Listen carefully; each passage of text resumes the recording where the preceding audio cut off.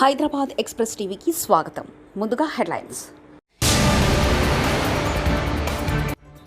ప్రేమ దుకాణం, నకిలీ వీడియోల అమ్మకం, కాంగ్రెస్పై మోదీ వ్యంగ్యాస్త్రాలు.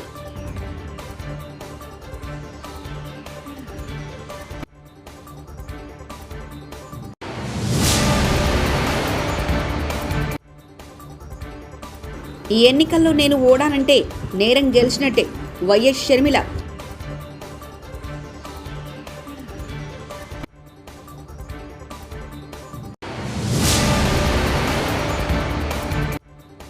రాముడి పేరు చెప్పి బీజేపీ ఓట్లు అడుగుతుంది CM Revanth.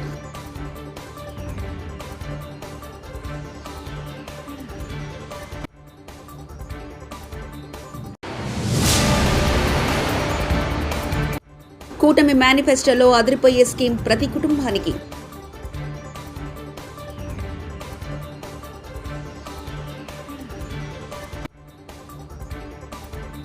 Deep fake వీడియోలపై విపక్షాలను target చేస్తూ ప్రధానమంత్రి నరేంద్ర మోదీ విమర్శలు గుప్పించారు. సామాజిక మాధ్యమాల ద్వారా నకిలీ వీడియోలను విపక్షాలు సర్క్యులేట్ చేస్తున్నాయని ఆరోపించారు. బీజేపీ సారథ్యంలోని ప్రభుత్వాన్ని ఎదుర్కొనే సత్తా లేకని సాంకేతికతను దుర్వినియోగం చేస్తూ తప్పుడు సమాచారాన్ని విపక్షాలు వ్యాప్తి చేస్తున్నాయని అన్నారు. మహారాష్ట్రలోని దార్షివ్ జిల్లాలో మంగళవారం నాడు జరిగిన ఎన్నికల ప్రచార సభలో మోదీ ఈ వ్యాఖ్యలు చేశారు. देश को लूटने की योजना,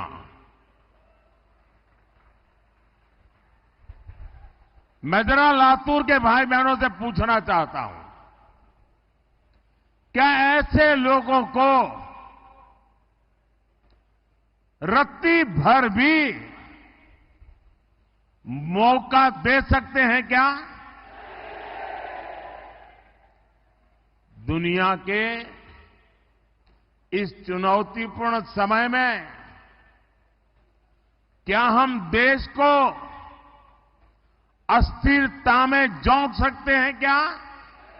చెన్నై తిరుపతి మధ్య వందే మెట్రో రైలు నడిపేందుకు 2 నెలలు ట్రైన్ నిర్వహించనున్నట్లు రైల్వే శాఖ అధికారులు తెలిపారు. ఇదివరకే వందే భారత్ రైలు అందుబాటులో ఉండగా 200 కిలోమీటర్ల పరిధిలో ఉన్న నగరాలను అనుసంధానిస్తూ ఈ ఏడాది వందే మెట్రో నడిపేందుకు భారత్ రైల్వే బోర్డు నిర్ణయించింది. ఈ విషయంపై అధికారులు మాట్లాడుతూ ఈ ఏడాది చివరిలోగా ఈ రైలు అందుబాటులోకి తీసుకురానున్నామని, 1-2 నెలల్లో వీటి ట్రయల్ రన్ ప్రారంభించనున్నామని తెలిపారు. రాముడి పేరు చెప్పి బీజేపీ ఓట్లు అడుగుతుందంటూ ముఖ్యమంత్రి రేవంత్ రెడ్డి అన్నారు.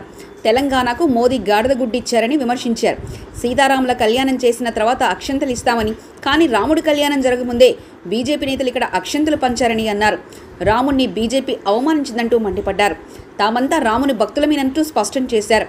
తమ కంటే గొప్ప హిందువులు ఉన్నారా అని ప్రశ్నించారు. హిందువులను తాము ఓటు బ్యాంకులాగా వాడుకోమని అన్నారు. ఇవి న్యాయానికి నేరానికి మధ్య జరుగుతున్న ఎన్నికల ఏపీపీసీసీ అధ్యక్షురాలు వైఎస్ షర్మిల అన్నారు. ఈ ఎన్నికల్లో వైఎస్ రాజశేఖర రెడ్డి బిడ్డ ఓడిందంటే నేరం గెలిచిందని అర్థమని పేర్కొన్నారు. రావులపాలెంలో ఆమె మీడియాతో మాట్లాడారు. ఈ సోషల్ మీడియాలలో ఈ రోజు వరకు దూషిస్తూనే ఉన్నారు.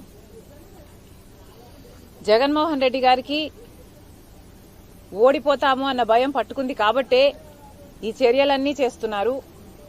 ముఖ్యంగా జగన్మోహన్ రెడ్డి గారు ఈ ఎన్నికల్లో రాజశేఖర రెడ్డి గారి బిడ్డ పోటీ చేస్తుంది అంటే ఎందుకు పోటీ చేస్తుందో జగనన్న గారికి అర్థమైనట్టు లేదు. మళ్లీ చెప్తున్నాం, కేవలం అవినాష్ రెడ్డి గారిని ఎవరైతే సిబిఐ ఛార్జ్ షీట్ లో అక్యూజ్డ్ గా చేర్చిందో, సాక్ష్యాలు ఆధారాలు చూపి అక్యూజ్డ్ గా చేర్చిందో అదే అవినాష్ రెడ్డి గారికి మళ్లీ మీరు ఎంపీ టికెట్ ఇచ్చారు కాబట్టే ఈరోజు రాజశేఖర రెడ్డి బిడ్డ కడప లోక్సభ స్థానం బరిలో ఉంది.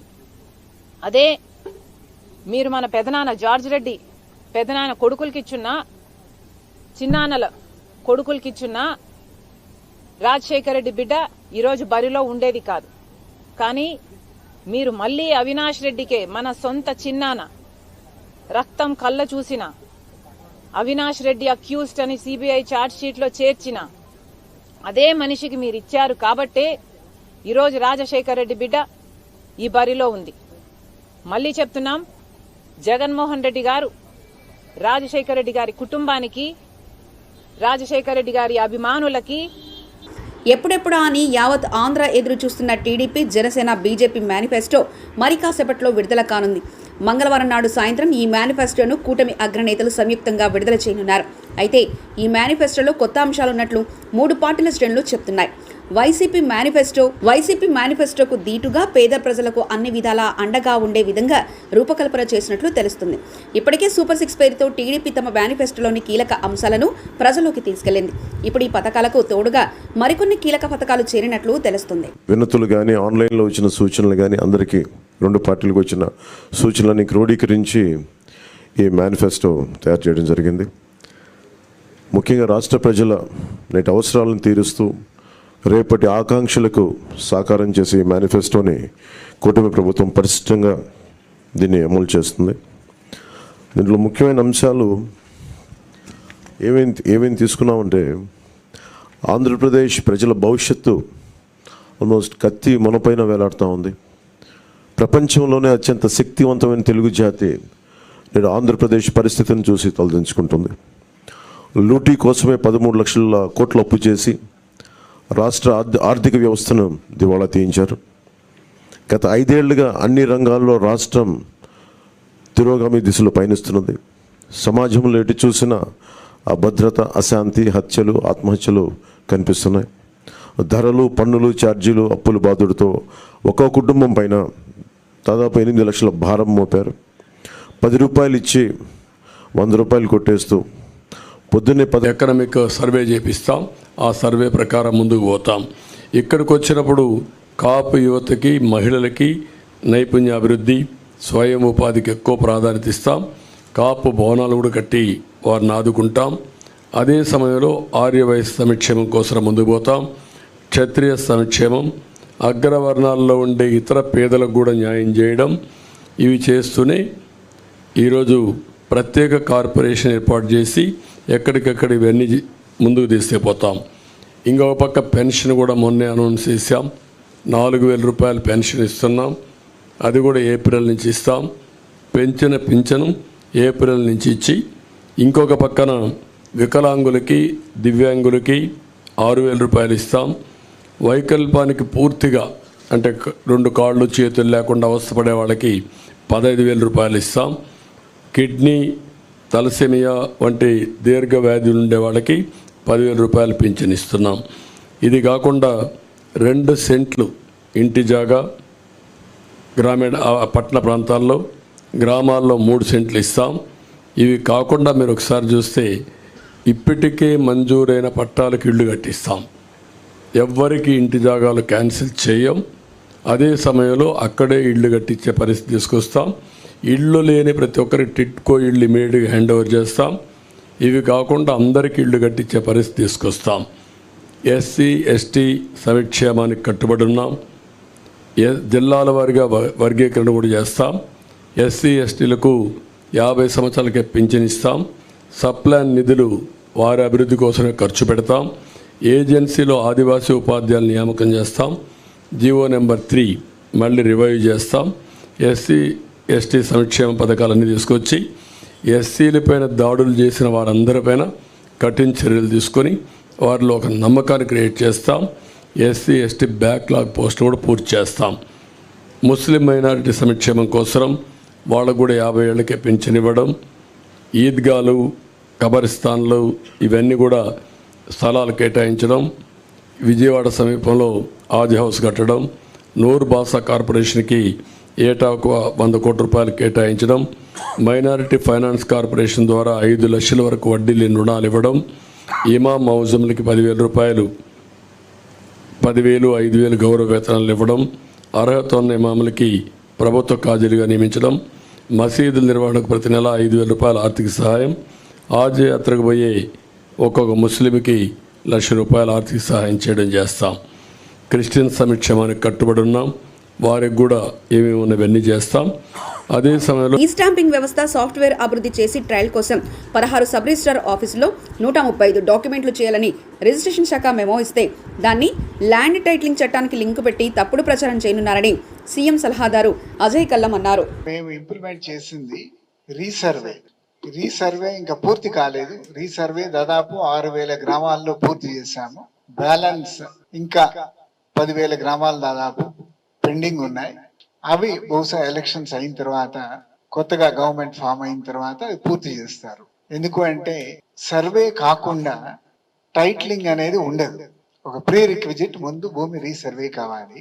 అయితే దీనికి సంబంధం ఉన్నవి లేనివి కలిపి ప్రజల్లో ఒక నెగటివ్ భావం తీసుకురావాలి అనేటటువంటి ప్రయత్నంతో కొన్ని స్కిట్లు వేసి వీడియోలు అదేవిధంగా కాల్స్ మెసేజెస్ పంపిస్తున్నారు అనేది మా దృష్టికి వచ్చింది. అయితే దీనిలో రెండు విషయాలు, ఒకటి టైటిలింగ్ గురించి మాట్లాడుతున్నారు, రెండోది ఐజీ రిజిస్ట్రేషన్ అండ్ స్టాంప్స్ వాళ్ళ డిపార్ట్మెంట్లో ఇంటర్నల్ గా ఇచ్చినటువంటి ఒక మెమో గురించి దాన్ని కూడా టైటిలింగ్ లింక్ చేసి మాట్లాడుతున్నారు.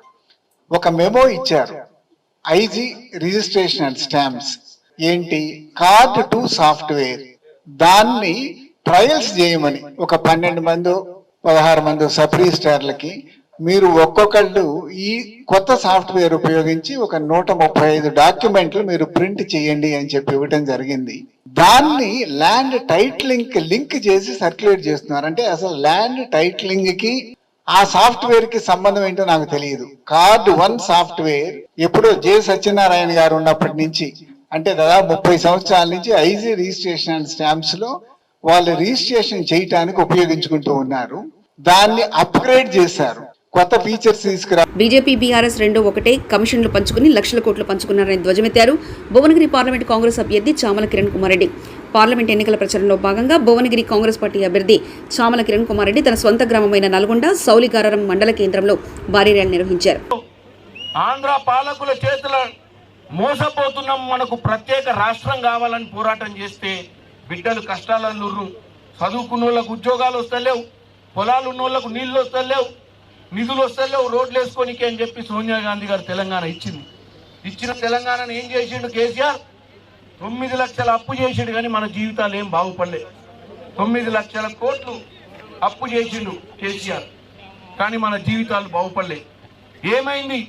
ఆ 9 లక్షల కోట్లు కనుక సరైన పద్ధతిలో ఖర్చు పెట్టుంటే మనందరికి అన్ని కష్టాలు తీరాయి. ఇవాళ రేవంత్ రెడ్డి గారు గెలిచిండు, 150 రోజులైంది. 10 ఏళ్లు పాలించిన కేసీఆర్ 100 రోజులు కూడా తట్టుకోలేక ఏమా అంటూ మొన్ననే రేవంత్ అన్న మీలో కొంతమంది వచ్చి ఎక్కడికి భువనగిరికి నేను నామినేషన్ వేస్తుంటే మా అన్నలందరూ కోమటిరెడ్డి వెంకటరెడ్డి అన్న, రాజగోపాల్ రెడ్డి అన్న, రేవంత్ అన్న, నేను మా మల్కసామిలను అందరం ఉన్నామాడ ఇతని స్టేజ్ మీద లక్ష్మీ నరసింహస్వామి సాక్షిగా ఆగస్టు 15వ తారీఖు కల్లా 2 లక్షల రుణమాఫీ చేస్తా అని దేవుడు సాక్షిగా చెప్పింది. మనం చేస్తున్నాం. ఆల్రెడీ ఫ్రీ బస్ ఇచ్చినాం, 200 యూనిట్ కరెంట్ ఇచ్చినాం, 500 సిలిండర్ ఇచ్చినాం, చెప్పిన చేస్తున్నాం. వీళ్ళు చేసిన 9 లక్షల. తెలంగాణలో బీఆర్ఎస్ పార్టీ ఇక ఉండదు, ఆ పార్టీ చచ్చిపోయింది. Munugode MLA Bhuvanagiri parliament Congress party in-charge Venkat Reddy అన్నారు. పార్లమెంట్ ఎన్నికల ప్రచారంలో భాగంగా నల్గొండ జిల్లా సౌలిగంగారం మండల కేంద్రంలో భువనగిరి ఎంపీ కాంగ్రెస్ పార్టీ అభ్యర్థి చామల కిరణ్ కుమార్ రెడ్డి విజయాన్ని ఆకాంక్షిస్తూ భువనగిరి ఎంపీ ఎన్నికల ఇన్ఛార్జ్ మునుగోడు ఎమ్మెల్యే కోమటిరెడ్డి రాజగోపాల్ రెడ్డి మాట్లాడుతూ తెలంగాణలో బీఆర్ఎస్ పార్టీ ఇక ఉండదంటూ తెలియజేశారు. 10 ఏళ్ల పాటు మనం కష్టాలు పడ్డాం. తెలంగాణ ఇచ్చిన కాంగ్రెస్ పార్టీకి రుణం తీసుకొని మీరు ఓటేసి గవర్నమెంట్ తీసుకొచ్చారు. తమ్ముని గెలిపియండి. ఈ ప్రాంతాన్ని సస్యశ్యామలం చేసి ప్రతి ఎకరాకు సాగునీరు తీసుకొచ్చి 50,000 కోట్లతోటి మూసి ప్రక్షాళన చేసి శాలిగౌరవం మండలాన్ని డెవలప్ చేసే బాధ్యత నాది. మేమందరం కలిసికట్టుగా ముందు పోతామని తెలియజేస్తూ, ఇక కేసీఆర్ అనేటువంటి ఉండరు, ఇక ఉంటుందా? బీఆర్ఎస్ పార్టీ ఉంటుందా? బీఆర్ఎస్ పార్టీ చచ్చిపోయిందా లేదా? కేసీఆర్ కుటుంబం జైలుకు పోతుంది. కలిత తర్వాత కేసీఆర్, కేటీఆర్, హరీష్ రావు అందరు జైలుకు పోతారు. మన కాంగ్రెస్ పార్టీ తెలంగాణ ఇచ్చిన పార్టీ, దేశానికి స్వాతంత్రం తీసుకొచ్చిన పార్టీ, మీకోసం కష్టపడుతుంది. ప్రేమ దుకాణం, నకిలీ వీడియోల అమ్మకం, కాంగ్రెస్ పై మోదీ వ్యంగ్యాస్త్రాలు.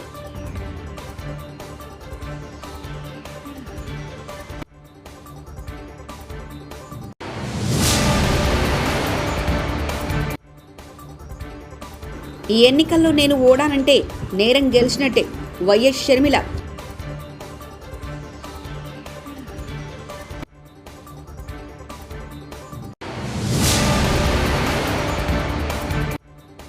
రాముడి పేరు చెప్పి బీజేపీ ఓట్లు అడుగుతుంది సీఎం రేవంత్.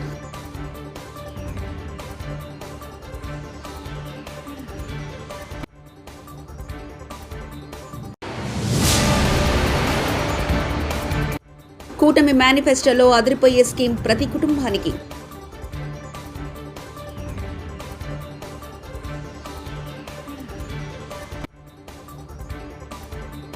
ఇవి బులెటిన్ విశేషాలు.